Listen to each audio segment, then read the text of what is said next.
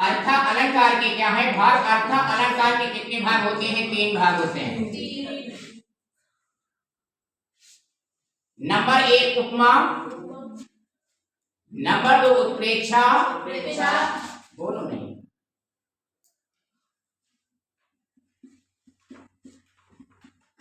Number 3 क्या है? रूपक। ये 3 भाग हो गए अर्थ के। और इनके भी कितने कितने भाग होते हैं? 3 इनके भी भाग होते हैं। इनके भी 3 भाग होते हैं, प्रकार हैं। इनके भी 3 प्रकार हैं और इसके भी क्या है? 3 प्रकार। तो हम इसी में चल रहे हैं। Yes sir. जैसे यहाँ पर लिखा हुआ है उपमा अलंकार, तो उपमा अलंकार, उपमा अलंकार 3 होते हैं, लेकिन इसके 4 क्या माने गए हैं? अंग माने गए हैं। क्या माने गए हैं?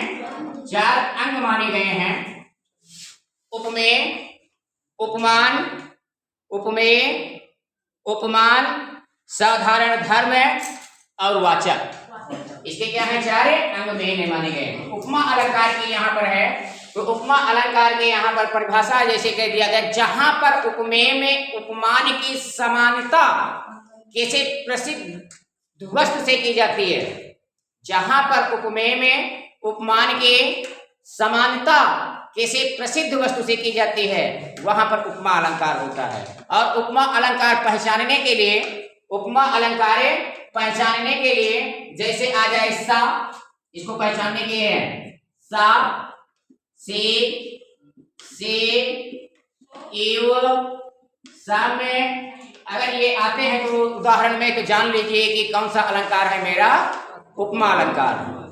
अगर इन शब्द जैसे आते हैं, ये जैसे शब्द आते हैं, तो जान लीजिए मेरा कौन सा अलंकार है? वो उपमा अलंकार है। जैसे यहाँ पर हम अलंकार का एक क्या लिख रहे हैं? उदाहरण लिखते हैं। अलंकार का क्या लिखते हैं? उदाहरण लिखते हैं। अलंकार का, उपमा अलंकार का उदाहरण लिखेंगे। और यहाँ पर तो कैसा उदाहरण है? यहाँ पर जैसे यहाँ पर लिखा हुआ है कि मुख मयंक सम मंजु मनोहरे, मुख मयंक सम मंजु मनोहरे। यहाँ पर मुख, फिर यहाँ पर लिखा हुआ है मयंक सम मंजु, तो ये लिखा हुआ है मनोहर। तो इससे ये मेरा पता चल गया कि यहाँ पर ये जो सम लिखा हुआ है, ये कम पर यहाँ पर सम आ गया कि कौन सा अलंकार कहलाएगा? मेरा उपमा अलंकार कहलाएगा। क्या कहलाएगा? उपमा अलंकार कहलाएगा। और जैसे यहाँ पर लिखा हुआ है कि मुख मयंक सम मंजु मनोहर, और दूसरा उदाहरण है कि पीपरे पात सरिस मने डोला, पीपरे पात सरिस मने डोला। सरिस, ये क्या लिखा हुआ है? मन में, ये क्या लिखा हुआ है? डोला। तो यहाँ पर ये सम आ गया, सरिस आ गया, तो यहाँ पर ये कौन सा अलंकार मेरा कहलाएगा? उपमा अलंकार कहलाएगा। उपमा अलंकार कहलाएगा।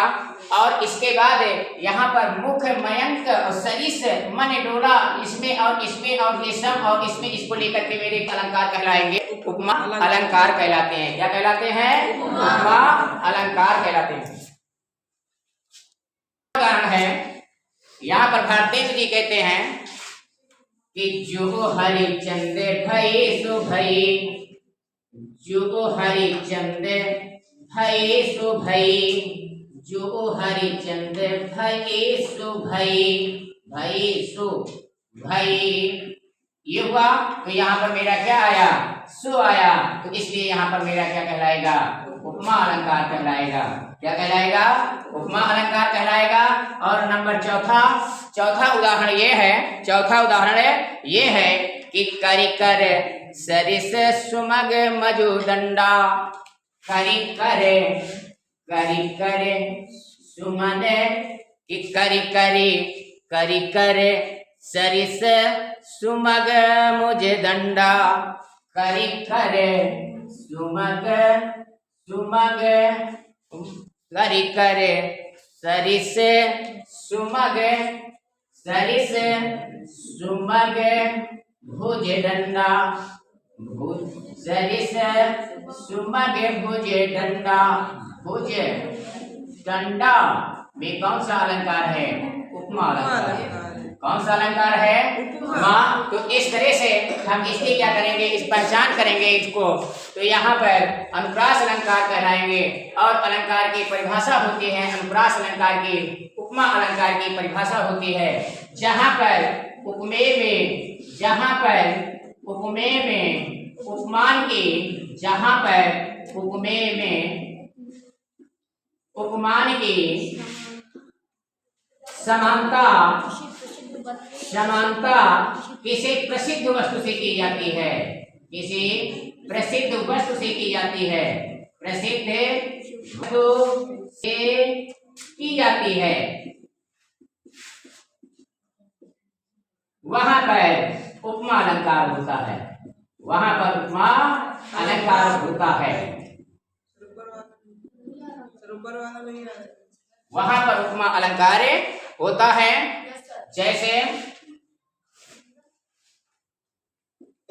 वहां पर उपमा अलंकार होता है और उपमा अंग के इसके 4 अंग माने गए हैं, जरूर है, इसके 4 अंग माने गए हैं।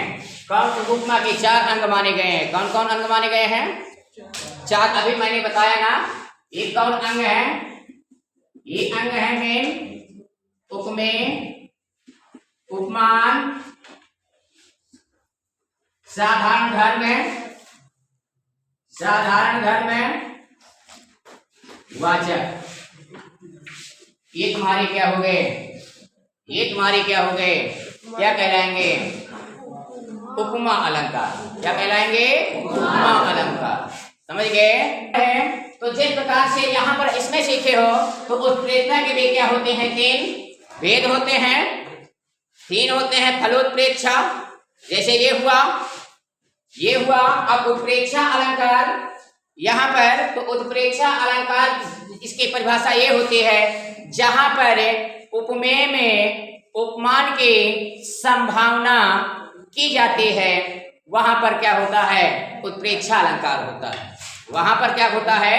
उत्प्रेक्षा अलंकार होता है। जैसे यहाँ पर भी कोई निशान, जैसे इन शब्दों का प्रयोग हो तो जान लीजिए कि अनुप्रास उत्प्रेक्षा अलंकार है। जैसे लिखा हुआ है जैनु, ये लिखा हुआ है जानो, ये क्या लिखा हुआ है? मानो, ये क्या लिखा हुआ है? मानो। आज इन जैसे शब्दों का प्रयोग हो तो जान लो कि क्या कौन सा अलंकार होता है? उत्प्रेक्षा अलंकार होता है। जैनो, जानो, मानो, मानो, इस तरह के शब्दों का अगर प्रयोग हो तो जान लीजिए वो कौन सा अलंकार होता है? उत्प्रेक्षा अलंकार होता है। और उत्प्रेक्षा अलंकार जैसे यहाँ पर हम देते हैं कि अनुराग तड़ाग में भानु उदय, उदाहरण है अनुराग तड़ाग में भानु उदय। अनुराग तड़ाग, अनुराग तड़ाग में भानु उदय, भानु उदय। अनुराग तड़ाग में भानु उदय, मनु मंजुल कंज करे। मनु मंजुल, मनु मंजुल कंज करे। ये यहाँ पर मनु आ गया, यहाँ पर तो ये मेरा कौन सा हो जाएगा? उत्प्रेक्षा अलंकार हो जाएगा। क्या हो जाएगा? उत्प्रेक्षा अलंकार हो जाएगा। जैसे जब यहाँ पर मनु आ गया तो वो क्या कहलाएगा? उत्प्रेक्षा अलंकार कहलाएगा। जैसे जनु, तो यहाँ पर क्या आ गया? मेरा मनु आ गया ना, तो यहाँ पर क्या आ गया? मनु आ गया ना, तो ये कौन सा अलंकार कहलाएगा? मेरा उत्प्रेक्षा अलंकार कहलाएगा। कौन सा अलंकार कहलाएगा? उत्प्रेक्षा अलंकार कहलाएगा। और उत्प्रेक्षा अलंकार का एक उदाहरण और देखिए, उत्प्रेक्षा अलंकार का एक उदाहरण और देखिए। जैसे कि सोहत कोढ़े पेट पटु, सोहत कोढ़े पेट पटु, पेट पटु, श्याम सलोने गात, श्याम सलोने गात। मनहु नील मणि शैल पर, मनहु नील मणि शैल पर। आत आतप परेहु प्रभात, आतप परेहु प्रभात, ये लिखा हुआ। तो यहाँ पर मनो शब्द आ गया, इससे यहाँ पर क्या होता है, क्या होगा, उत्प्रेक्षा अलंकार होगा। क्या होगा, उत्प्रेक्षा अलंकार होगा।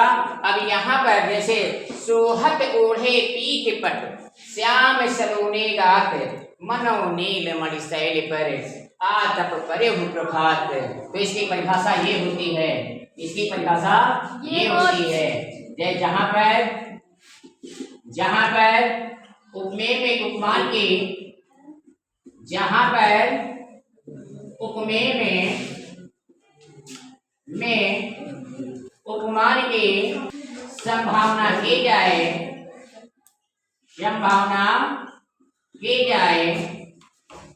वहां पर उत्प्रेक्षा अलंकार होता है। वहां पर क्या होता है, उत्प्रेक्षा अलंकार होता है।